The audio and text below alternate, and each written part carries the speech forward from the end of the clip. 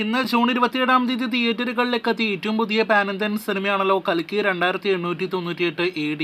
ഒരുപാട് താരനിരയോടെ, അതായത് വിരലിലെണ്ണാവുന്നതിനേക്കാൾ കൂടുതൽ താരനിരയോടെ തിയേറ്ററുകളിലേക്ക് എത്തിയ കൽക്കി എന്ന സിനിമ ആദ്യ ഷോയ്ക്ക് ശേഷം ഇതിനോടകം തന്നെ പോസിറ്റീവ് അഭിപ്രായങ്ങളാണല്ലോ നേടിയെടുത്തത്. USA UK പ്രീമിയർ ഷോസിന് ശേഷം പോസിറ്റീവ് അഭിപ്രായങ്ങൾ നേടിയെടുത്ത സിനിമ ഇന്ത്യയിലെ വിവിധ സംസ്ഥാനങ്ങളിലെ ആദ്യ ഷോയ്ക്ക് ശേഷവും മികച്ച അഭിപ്രായങ്ങളാണ് നേടിയെടുത്തത്. ഒരുപക്ഷെ നമ്മുടെ ഇന്ത്യയിൽ സിനിമയുടെ വൈകി പ്രദർശനം ആരംഭിക്കപ്പെട്ട ഏക സംസ്ഥാനം കേരളമായിരിക്കും. രാവിലെ 10 മണിയോടെയാണ് പല തിയേറ്ററുകളിലും കൽക്കിയുടെ പ്രദർശനം ആരംഭിക്കപ്പെട്ടത്.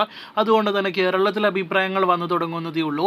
എന്തായാലും ആകെ മൊത്തത്തിൽ മികച്ച അഭിപ്രായങ്ങൾ ലഭ്യമായ, ഒപ്പം തന്നെ കേരളത്തിൽ ഉൾപ്പെടെ മികച്ച റിലീസോടെ ദുൽഖറിന്റെ വിതരണ കമ്പനി എത്തിച്ച സിനിമയിൽ ദുൽഖർ സൽമാൻ കൂടി ഭാഗമാണല്ലോ. വളരെ കുറച്ച് മിനിറ്റ് ആണെങ്കിൽ പോലും ദുൽഖർ സൽമാനും ഇതിനോടകം തന്നെ കൽക്കി എന്ന സിനിമയിൽ അഭിനയിച്ചിട്ടുണ്ട്.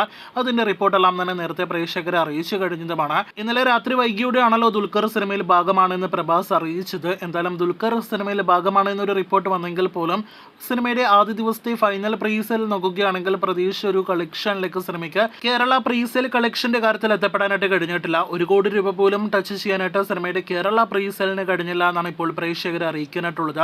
94 ലക്ഷം രൂപ മാത്രമാണ് കൽക്കി എന്ന സിനിമയുടെ ആദ്യ ദിവസത്തെ കേരള പ്രീസെയിൽ ഗ്രോസ്.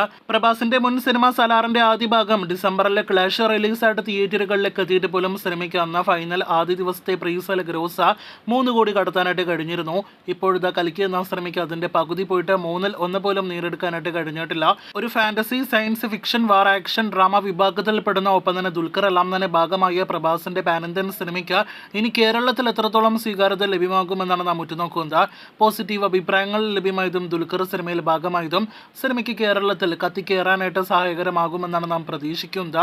എന്തായാലും ആദ്യ ദിവസത്തെ ട്രാക്കിംഗ് കളക്ഷൻ, കേരളത്തിലെ എസ്റ്റിമേറ്റ് കളക്ഷൻ, തുടർന്നുള്ള ദിവസങ്ങളിലെ കേരള ബോക്സ് ഓഫീസ് റിപ്പോർട്ടുകൾക്കൊക്കെ ആയിട്ട് പ്രേക്ഷകർ കാത്തിരിക്കൂ.